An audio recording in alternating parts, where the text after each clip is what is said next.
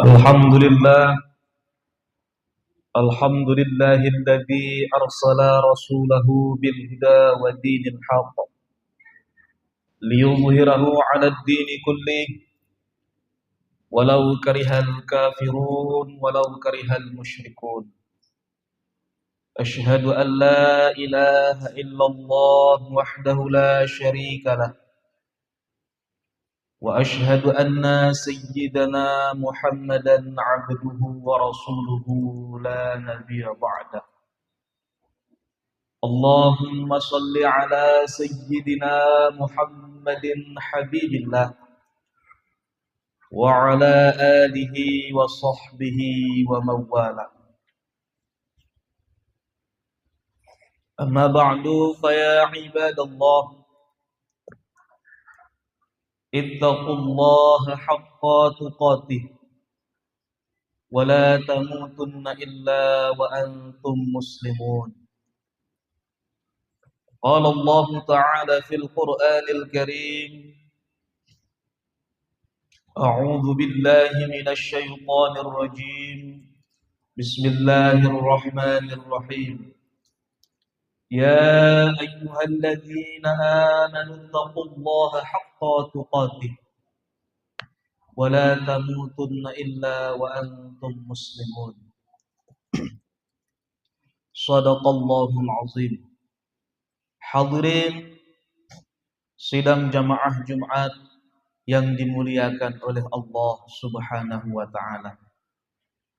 Pada kesempatan yang berbahagia ini, marilah sama-sama kita panjatkan rasa puji dan syukur kita kehadirat Allah Subhanahu wa taala atas limpahan karunia rahmat dari Allah. Bisalah kita melangkahkan kaki dan menghayunkan tangan dari tempat masing-masing menuju ke rumah Allah Subhanahu wa taala ini dalam rangka melaksanakan kewajiban kita sebagai hamba Allah, yakni melaksanakan sholat Jumat secara berjamaah. Salawat beriringkan salam marilah sama-sama kita kirimkan kepada ruh baginda Nabi besar Muhammad sallallahu alaihi wasallam. Dialah yang telah berhasil menarik kita dari alam kegelapan, dibawanya kita ke alam yang terang benderang, dari alam yang tidak menuhankan Allah Subhanahu wa taala kepada alam yang menyembah Allah Subhanahu wa taala. Seterusnya salawat dan salam semoga juga terlimpah dan tercurah kepada seluruh keluarganya dan para sahabat-sahabatnya, dan juga kepada seluruh alim ulama baik yang mutaqaddimin ataupun yang mutaakhirin nantinya sebagai pewaris daripada Rasulullah sallallahu alaihi wasallam. Hadirin kaum muslimin sidang jamaah Jumat yang dimuliakan oleh Allah Subhanahu wa taala. Di samping itu khatib tak bosan-bosannya untuk mengajak kepada kita semua, wabil khusus kepada pribadi khatib sendiri, untuk meningkatkan rasa ketakwaan kita kepada Allah Subhanahu wa taala. Wa tazawwadu fa inna khairaz zadit taqwa. Sesungguhnya bekal yang paling utama nanti di akhirat adalah takut kepada Allah Subhanahu wa taala.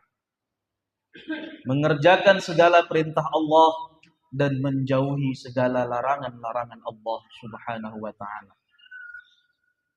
Maka hadirin yang dirahmati oleh Allah Subhanahu wa taala, sebagai insan yang biasa, sebagai manusia yang tidak luput daripada salah dan dosa, kita bukan orang-orang yang maksum.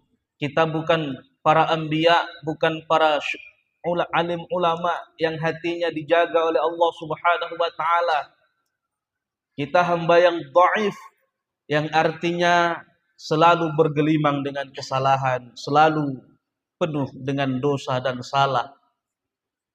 Selalu melakukan apa-apa yang dimurkai oleh Allah Subhanahu wa taala, dan mungkin barangkali juga sering dan setiap harinya melalaikan kewajiban-kewajiban yang diwajibkan oleh Allah Subhanahu wa ta'ala. Maka yang dituntut oleh Allah Subhanahu wa ta'ala ketika kita itu berbuat dosa kepadanya pada setiap harinya, pada saat setelah berbuat dosa itu, hadirin, adalah untuk bertobat. Segera bertobat kepada Allah Subhanahu wa ta'ala. Segera beristighfar kepada Allah Subhanahu wa ta'ala. Karena sesungguhnya istighfar kita itu, taubat kita itu, insya Allah akan diterima oleh Allah Subhanahu wa ta'ala. Jika dulu umat Nabi Musa yang ketika mereka melakukan dosa, bagian mana yang melakukan dosa itu yang diangkat, itu yang dibuang, itu yang dipotong. Contoh, bila mata yang melakukan dosa, mata yang dicongkel. Bila tangan yang melakukan dosa, tangan yang dipotong. Itu syariat umat Nabi Musa dulu, hadirin yang dirahmati oleh Allah. Tapi syariat umat Nabi Muhammad sekarang, jika kita melakukan dosa dan pasti tidak luput dari dosa, maka cukup dengan beristighfar kepada Allah Subhanahu wa ta'ala. Maka hadirin yang dirahmati oleh Allah,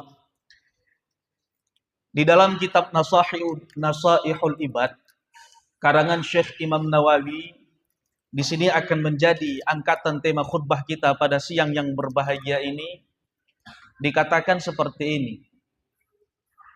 Alamatus sa'adati arba'atun. Ada 4 tanda kebahagiaan dalam diri seseorang. Ada 4 tanda kebahagiaan di dalam diri kita masing-masing. Nah, bila mana keempat tanda ini ada pada diri kita, kitalah orang bahagia. Tapi kalaulah tidak ada tanda-tanda ini dalam diri kita, maka sungguh kita akan orang yang sangat-sangat tidak bahagia. Apa itu tanda kebahagiaan yang sehingga kita ketika memilikinya ini kita akan disebut orang yang bahagia dan kita rasakan kita akan bahagia? Yang pertama adalah kata Imam Nawawi di dalam kitabnya itu, dzikrudz dzunubil madiyah bin nadbi wal istighfari. Yang pertama adalah mengingat dosa-dosa yang telah lalu dengan cara menyesal dan beristighfar kepada Allah Subhanahu wa ta'ala. Nah, orang yang senantiasa mengingat-ingat dosa-dosanya yang telah lalu, dosa-dosa yang ia kerjakan, menghitung-hitung dosanya,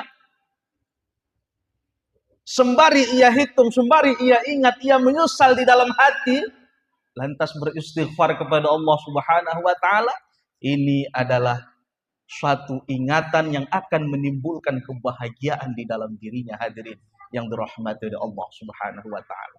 Merugilah orang-orang yang tidak pernah muhasabah dirinya, yang tidak pernah mengingat dosa-dosanya yang telah lalu, sehingga tidak ada penyesalan dalam dirinya, sehingga tidak terucap istighfar yang tulus dari mulutnya dan dalam hatinya. Maka hadirin yang dirahmati oleh Allah Subhanahu wa ta'ala, senantiasalah mengingat-ingat dosa yang telah lalu, karena sesungguhnya mengingat-ingat dosa yang telah lalu akan menimbulkan penyesalan, dan penyesalan itulah yang dilihat oleh Allah Subhanahu wa ta'ala. Terucap istighfar dari mulut kita, dan dengan istighfar itulah datangnya ampunan Allah Subhanahu wa ta'ala.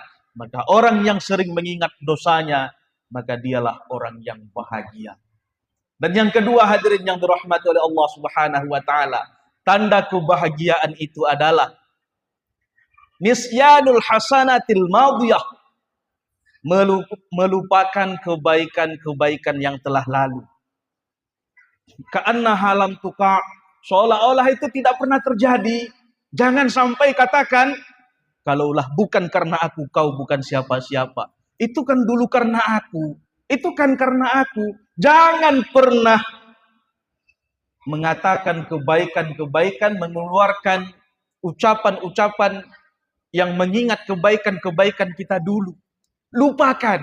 Karena melupakan kebaikan-kebaikan itu, hadirin yang dirahmati oleh Allah, adalah salah satu tanda kepada orang yang bahagia. Karena ketika kita mengungkit-ungkit, membicarakan kebaikan kita yang telah dahulu, itu berpotensi kebaikan kita itu ditolak oleh Allah Subhanahu wa ta'ala. Kenapa? Ya karena pada mulanya, kalau kita ingin memberikan kebaikan, ya niatnya tulus semata-mata karena Allah. Jangan pernah mengharapkan balasan dari selain Allah Subhanahu wa taala. Karena mengharapkan balasan dari selain Allah Subhanahu wa taala itu merupakan suatu perbuatan yang bisa dikatakan bukan murni semata-mata karena Allah. Itulah daripada ketidakikhlasan niat seseorang. Maka hadirin yang dirahmati oleh Allah Subhanahu wa taala, lupakan kebaikan-kebaikan yang telah lalu. Anggap seolah-olah itu tidak pernah terjadi dari kita.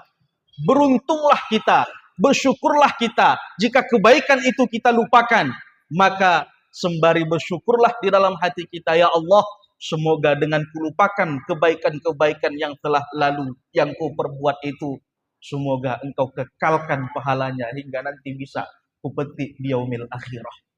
Maka hadirin yang dirahmati oleh Allah Subhanahu wa taala, ini merupakan satu tanda kebahagiaan kepada diri seseorang.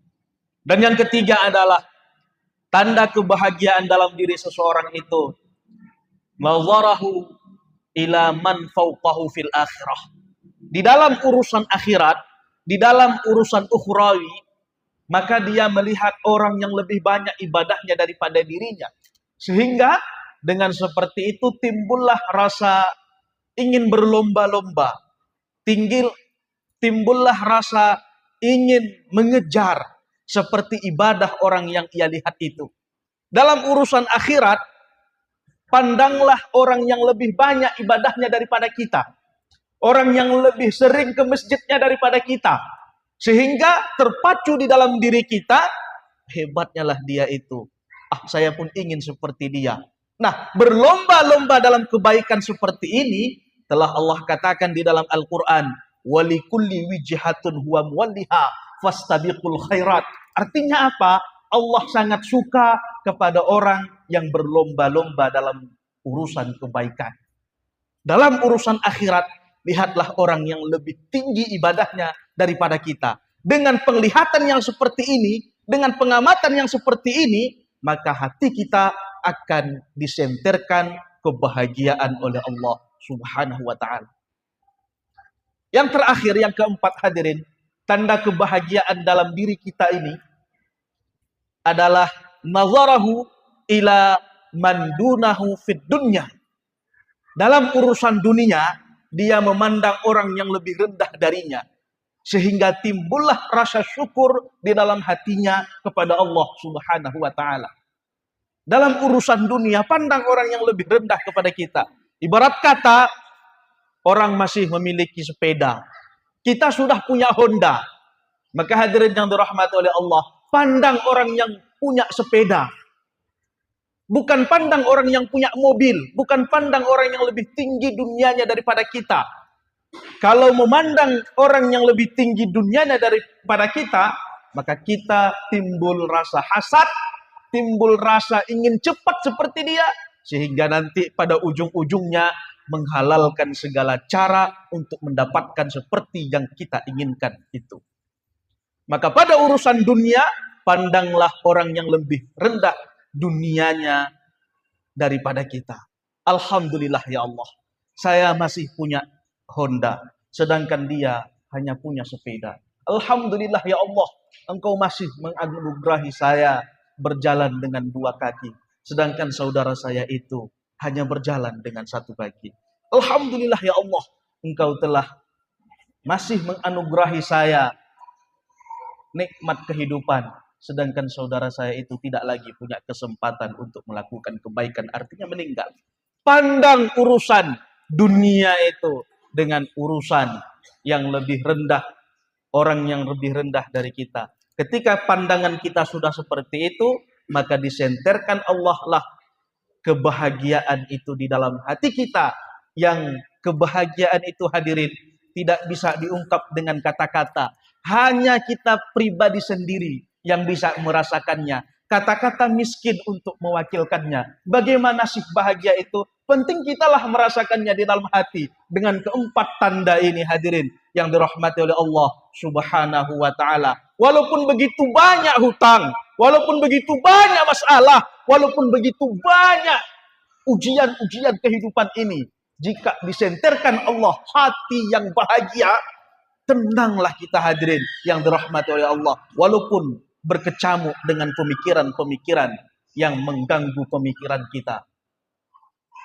Hadirin yang dirahmati oleh Allah Subhanahu wa taala, mudah-mudahan dengan khutbah yang sangat singkat ini bisa memotivasi diri kita untuk meraih tanda-tanda kebahagiaan ini, sehingga terciptalah hati yang bahagia, kehidupan yang bahagia. Yang pertama adalah mengingat dosa-dosa yang telah lalu. Yang kedua adalah melupakan kebaikan-kebaikan yang telah lalu. Dan yang ketiga, pandanglah dalam urusan akhirat kepada orang yang lebih tinggi ibadahnya daripada kita. Dan yang keempat, pandanglah pada urusan dunia kepada orang yang dunianya lebih rendah daripada kita, sehingga terciptalah hati yang damai dan disenterkanlah oleh Allah kebahagiaan di dalam kehidupan kita.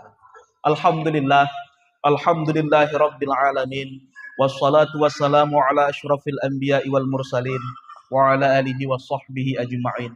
Asyhadu an la ilaha illallah wahdahu la syarikalah wa asyhadu anna sayyidana Muhammadan abduhu wa rasuluhu la nabiyya ba'dah. Allahumma salli ala sayyidina Muhammadin habibillah wa ala alihi wa sahbihi wa bawalah. Amma ba'du fa ya ibadallah, usikum wa iyaya bittaqwallah, faqad fazal muttaqun. Qala Allah Ta'ala fil Qur'anil Karim, a'udzu billahi minasy syaithanir rajim. Bismillahirrahmanirrahim. Qul huwallahu ahad, Allahus samad, lam yalid wa lam yulad wa lam yakul lahu kufuwan ahad. Barakallahu li wa lakum fil Qur'anil Karim wa nafa'ani wa iyyakum bima fihi minal ayati wa dzikril hakim wa taqabbala minni wa minkum tilawatahu innahu huwas sami'ul alim.